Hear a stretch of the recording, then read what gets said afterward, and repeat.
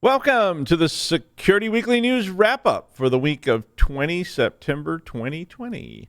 Tesla outage, Microsoft Redux, Loki Bot, Wicked Panda, Maze, Facebook gone forever, magic swords and enchanted cod pieces. All this and more on this episode of Security Weekly News Wrap-Up. This is Security Weekly, for security professionals, by security professionals. We interrupt our program to bring you this important message. It's the show that keeps you up to date on the latest security news twice a week, your trusted source for accurate security information and expert analysis. It's time for Security Weekly News. Do you know where your organization's crown jewel data is, whose data it is, what it contains, and if it's flagged, tagged, and classified accurately? Defense in Depth requires discovery in depth. At Big ID, they help organizations uncover dark data, classify sensitive and regulated data, meet compliance requirements, and take action for data on-prem, in the cloud, and everywhere in between. Learn more about how Discovery in Depth can change the way enterprise organizations find, classify, and protect sensitive data at securityweekly.com/Big ID. The question is simple. Have any of the systems on my network been compromised? The answer is harder than it should be. Enter AI Hunter. Active Countermeasures has automated and streamlined techniques used by the best pen testers and threat hunters in the industry to create AI Hunter, a network threat hunting solution that does the first pass of a hunt for you to identify systems that are most likely to be compromised and scores the results on a scale from 0 to 100. You can then research those systems in depth with AI Hunter. Focus your valuable time on the systems that need your expertise with AI Hunter. Sign up for a personal demo today at securityweekly.com/ACM. All right, I'm Doug White, and welcome to the Security Weekly News Wrap-Up Show. First, let's wrap up all the topics for the week from the shows. On Application Security Weekly number 122, Mike, Matt, and John had an interview with Justin Massey, the product manager of security monitoring at Datadog. They were talking about something I think is really important, which is about tools for log management. I mean, they were talking about some other stuff too, but I have seen things. I've seen giant stacks of green bar on fire off the shoulder of Orion, bright as magnesium. Get that quote? And let me tell you, having too much is just as bad as having not enough. All right. On Business Security Weekly number 188, Paul, Jason, and Matt talked with the always fun Corey Thune, who's a regular member of our shows. He is literally the founder of Gravwell. The discussion is about better decision-making with data, context, and collaboration. Another nice segment about overwhelming nature of all the data that gets generated by your enterprise. Because as we keep adding these things, we keep getting more and more stuff that we have to deal with, and it starts to turn into a real problem. In a really fun second segment, the amazing Sam Estrella and our friend Michael Santacangelo, whose name I always mispronounce, sorry, Michael, jump in for I just call him Michael, but in for a listener request that was called The Anatomy of an Acquisition. So if you want to hear all the juicy details and inside info on the Cyber Risk Alliance purchase of Security Weekly from the people who were actually there doing the cutting, this is them. So it was a fun segment. Check it out if you're interested in that. On Enterprise Security Weekly number 200, how about that?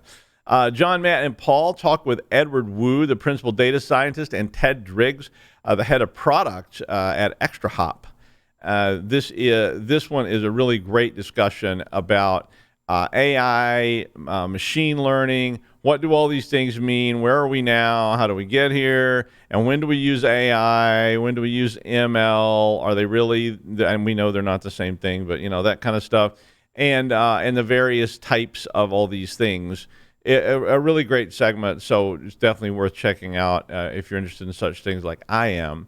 The final segment on the show was with Jeff Capone, the CEO and co-founder, and Peter Levitt, the chief of staff of Secure Circle. This interview was covering data breaches and threats that are happening currently. Despite all these defenses that we spend so much money on, we still seem to keep getting breached. So they talk about a reimagined approach to data security. So a really interesting segment to check out there. On Security Weekly News number 67, Jason Wood talked about fear and loathing and the use of single sign-on provided by Facebook, Google, and just about everyone else these days. In fact, are you getting overwhelmed with a single sign-on fatigue? I know there's so many different competitors now trying to get me to single sign-on through their single sign-on service. It's getting a little serious, but it's confusing too. So Jason was talking about that. And we both had some things to say about it. On Security and Compliance Weekly number 44, Jeff, John, Josh, and Scott talked with Chaz Baloo, the co-founder and CEO at Aptable. Seems like it was co-founder week, right? We had all kinds of co-founders and founders on this week at Security Weekly. Chaz was going to talk about audit prep and how you can use automation to streamline these multiple states of dread, fear, and shame that occur every year. That was my words, but I'll talk a little more about audit in a minute. On Paul's Security Weekly number 66, oh no, I hate to be the bearer of bad news. There is no Security Weekly number 66 whatever tonight. Nope. No kidding. No Security Weekly. Well, if you find yourself standing on 125th and Lexington in 1967 crying and saying, he put mustard on it to a guy named Bert who's missing a couple of fingers but says he can still do amazing things with his hands, asking for a friend. Well, you have Security Weekly withdrawal. Have no fear, though. There's 15 years worth of Security Weeklies on the site. Dig through the remnants and find your favorite episode. And in fact, if you will find your favorite, funniest moments on Security Weekly or the best single segment that you can find and send it to me on the Discord server on Saturday for B-Sides Boston, I will figure out some kind of prize to give you for the best one that I like. Sam and I will be there on the B-Sides Boston for the Security Week. It's the Security Weekly Discord server, attending B-Sides Boston on the 26th of September. So if you want to come by and give me some great episodes to check out. It is free. You should check it out. Last time we did do some other mini contests at a different con, so we handed out some swag and prizes. I'll see what I can get Sam to shake loose on Saturday. Maybe we'll give away some more stuff or have another trivia contest or something weird like that. Link is in the wiki. And, of course, the news. My favorite threat of the week is going to have to be audit. Just because it was mostly just because of that segment I was watching, and I started thinking about audit. I mean, audit itself is not a threat. In fact, it's the opposite of a threat. But it just seems like a threat to a lot of people when they start hearing that they're going to have IT audits and security audits being conducted. I mean, all of us worry about our jobs, and none of us like people looking at what we're doing and giving us a lot of critical feedback on it. But I did a lot of audits for HIPAA and Sarbanes-Oxley, SOX stuff. And no one likes auditors, really. I got slapped once. One of my associates got spit on, but then that person slapped the other person that did the spit. Yeah, it was a little ugly. You kind of feel like the Spanish Inquisition without all the fun parts. But, I mean, why is it a threat? Well, I think the biggest threat is that people are basically unprepared for their audits. Proving that you're doing the right thing is difficult. And, of course, a lot of times we aren't doing the right thing. At least it's what I found in audit. But this was the topic of Security and Compliance Weekly this week, and I felt a lot of that old angst watching the segment.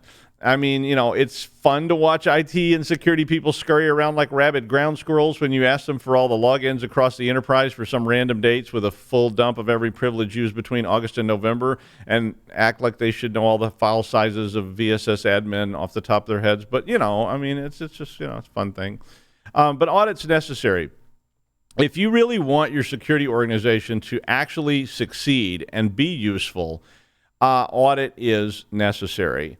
If you want the security guidelines to actually be enacted by the IT people consistently and effectively, you have to audit. I mean, there's just no way. I mean, maybe you've got some magic trick that will make this work. My experience was every single time there's a sort of, a curve that just continually declines of effectiveness where they put some control in place.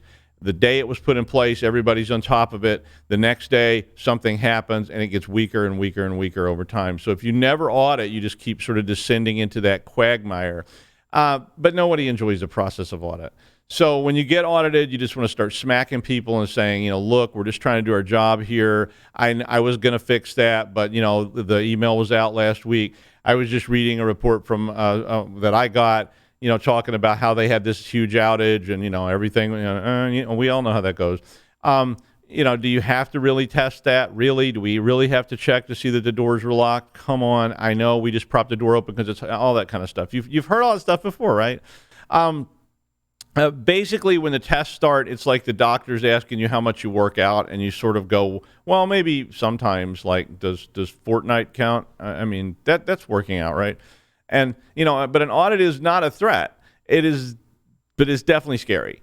I mean, you need to be doing it, and I know you're worried about it, and you don't want to do it, and you have all this other stuff to do besides auditing. And by auditing, I mean not just, external auditors, but self-audit, internal audit, all that good stuff. Just add it to your regular plan. I mean, it needs to become a part of the way that you do security business and IT business. And it'll be like that 1 year. And 1 year, it really happened. And the doctor asked about working out, and I was like, hell yes, every goddamn day. And I can ski Genghis Khan from top to bottom without missing a turn and then crack a walnut between my thighs at the bottom. So suck it, doc. It was one time. After that, it kind of all went south. But it was a good feeling, right, when you had it right there. So, try to start putting this on your task lists, and if you don't put it on your task list, what you're going to see happen is that security posture is just going to start to fade away until you look like me and you can't ski Genghis Khan top to bottom anymore.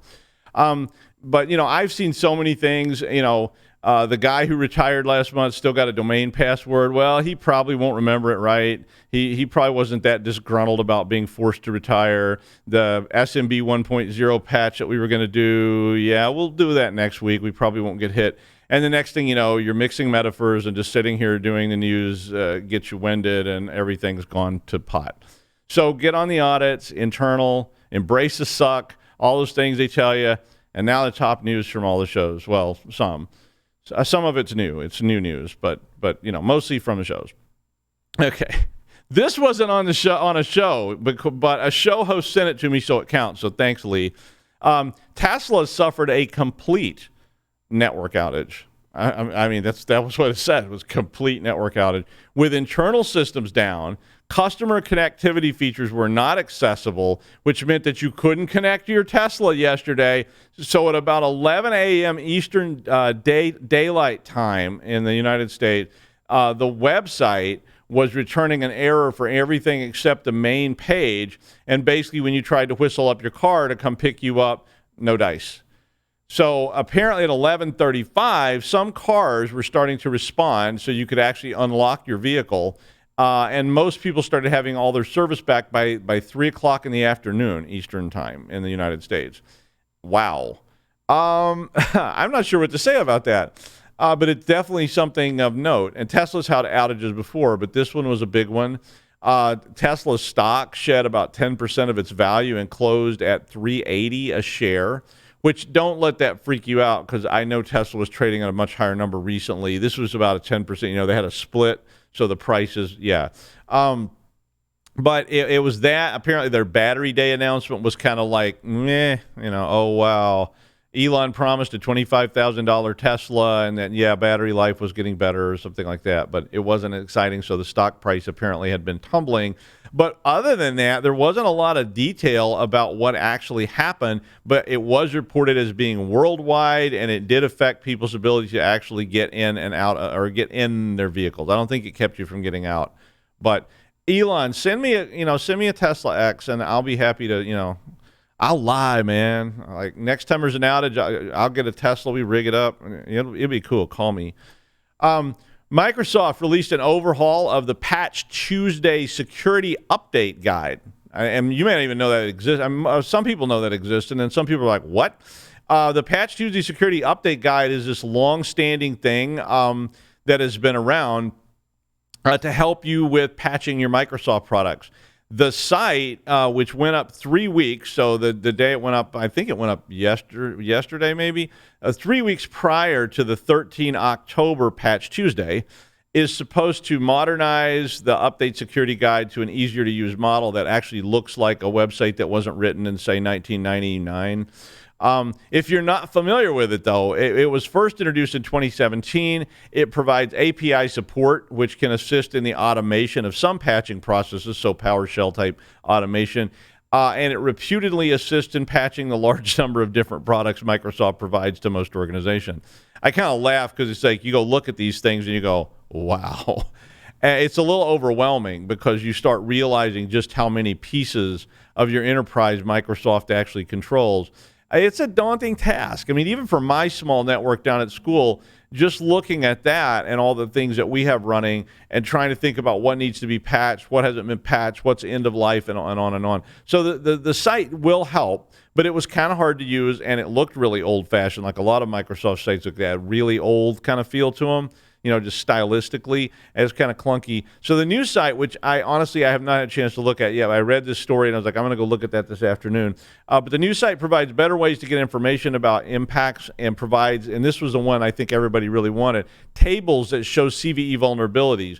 So you can actually cross-reference CVE vulnerabilities with the products that they impact. So you can kind of get an idea of how big of a threat something actually is, which I thought was a very valuable thing that I've wanted for years and years and years, because you can't always just say, I'm just going to go blanket patch the whole place, right? Because then everything stops working. So if I am going to prioritize patching and I want to look at certain critical patches before I look at patches that are kind of like, yeah, there was this case, this one time, or it never happened outside of a lab. So I want to be able to get on those patches that are really, really critical. So apparently this improves the patching process, and anything that improves the patching process is okay with me, let me tell you. Speaking of Microsoft, and we've been on this story for a while, but I'm going to stick with it because it is such a big deal. The Microsoft Zero Logon bug is still with us. And the DHS, the Department of Homeland Security, issued an emergency order last Friday, which required federal agencies to patch CVE 2020-1472 by Monday, which is now already passed. So they made it a violation if a federal agency did not put these patches in place. The patches came out in the August Patch Tuesday collection, and it did close the NetLogon vulnerability, which allowed attackers to generate their own tokens to get into the domain controllers. And basically the way that worked, and I know I've said it, but I'll just keep saying it, AES-CFB8 encryption requires initialization vectors, which are supposed to be randomized. And this particular vulnerability means you can set the initialization vectors to all zeros, and by doing that, you'll be able to predict the result strings. And if you can predict the result strings, this is just like every other man-in-the-middle type attack that has ever existed. If you can predict the sequence numbers, if you can predict the result strings, then it becomes a significant threat, and it basically allows you to take control of the domain controller remotely. I think you have to be in the same network, though. But, that's still pretty scary. So as you might guess, it's a bit of a threat, and this is about the third time I reported on it. Patch it. Additional patches for this or for Samba and other patches that were for end-of-life servers were also released this week by Zero Logon and for Zero Logon was released by Samba and Zero Patch. So they both released fixes for this that go beyond the official patches, because not all the systems that are still in use are still supported by Microsoft. Imagine that. So Microsoft has end-of-life servers out there like 2008 R2, which a lot of people still have 2008 R2 servers.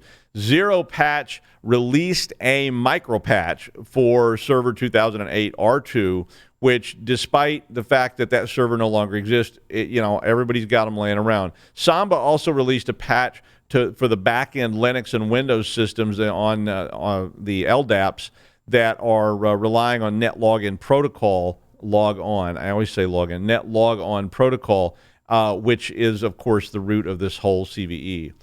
Wicked Panda was indicted this week. The APT41 group was indicted by the United States Justice Department for more than 100 exploits over 10 years.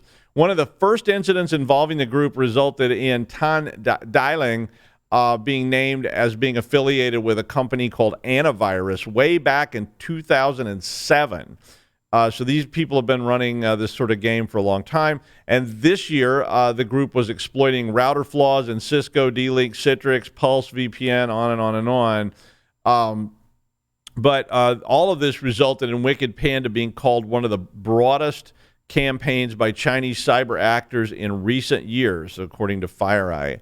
The claim in the charges is that the group paid its bills by using ransomware and cryptojacking, but they also worked to steal valuable items that could be resold, like the magical wand of sexual prowess or something like that. Now, I know I made a joke about that, but people really do pay large sums for in-game items like that can be resold on third-party sites. And then basically you go back in the game and, a guy in an alley shows up and hands you the magical wand or whatever. There's all the sorts of different mechanisms to do that. Basically, you want a plus 10 COD piece of glory in World of Warcraft, and you don't want to earn it through hard work. So you call a reseller, and the guy says, yeah, I can get you one of those. And they may gold dig it, which means they just play the game. They hire a bunch of 10-year-olds to sit in a warehouse somewhere and push the enter key 10,000 times, or they just steal it from someone else or buy it. If you want to see the real story of an interesting idea like this, the South Park had an episode called "Make Love Not Warcraft," which I think it's season 10, episode 8, which had a full treatment of World of Warcraft. One of the best South Park episodes. Not my favorite South Park episode, but one of my favorite. The other thing this group did, though, was primarily to embed malware and modify code on gaming sites, which would then cause that code to be redistributed with other embedded codes, downloads, et cetera, et cetera, et cetera. They also, like back in 2007, they were hiding code in actual legitimate seeming commercial tools and antivirus tools, very much like back orifice Trojans and all that kind of stuff that went on a long, long time ago. But this was all related to that antivirus thing from 2007. The group operated out of a company called Chengdu 404, which is listed as a network technology company, but is basically a front for APT41, according to this whole article, which goes on and on about it. So if you want to read up on all that. The indictment allows for the seizure of their websites and domains, but all the participants are reputedly still in China, and they're probably not planning to drop by next year's DEF CON, but then again, who knows? I still can't get past Maze ransomware. I really like it. Ragnar did this as well using Windows XP, but Maze has upgraded themselves to Windows 7. Essentially, take a VM running Windows 7. I mean, you own it, so you're the admin. Put your ransomware attack worm in Windows 7 VM. Get it all nice and stable, whatever it needs, and then put an auto start script on it so that anytime that VM boots, it will run that malware, and voila, you have a worm host.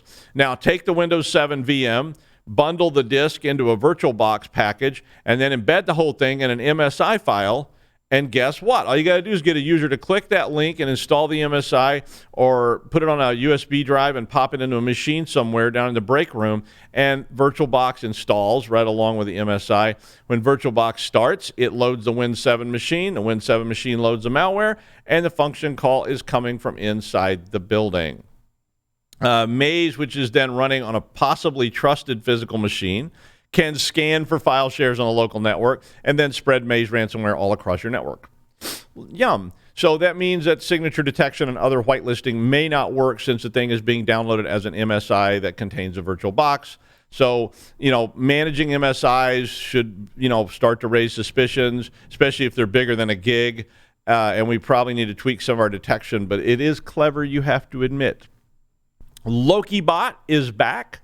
CISA warned that a major uptick in Lokibot operations had started in July, and it seems to be growing as a threat. Lokibot looks for a Windows or Android endpoint, and it is mostly spread by email or in Trojans, embedded Trojans, and then it goes after credentials that are found on the local machine.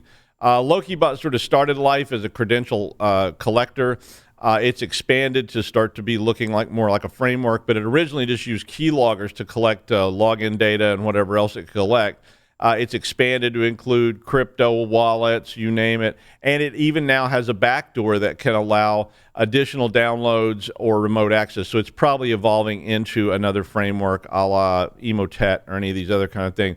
Lokibot's been around since 2015, and it uses several different tactics, but it is basically, originally anyway, focused on the Microsoft Office equation editor exploit. Lokibot can be purchased for adaptation or reuse on the dark web for about $300. So it's certainly in keeping with the credential stuffing trends of the last couple of years. One of the fastest growing threats is credential attacks, and on the very large online gamer marketplace, there's certainly no surprise. Much like the Wicked Panda story, there is gold in them thar gaming hills, and it's not just magic swords, but the credentials, of course, of the gamers are valuable.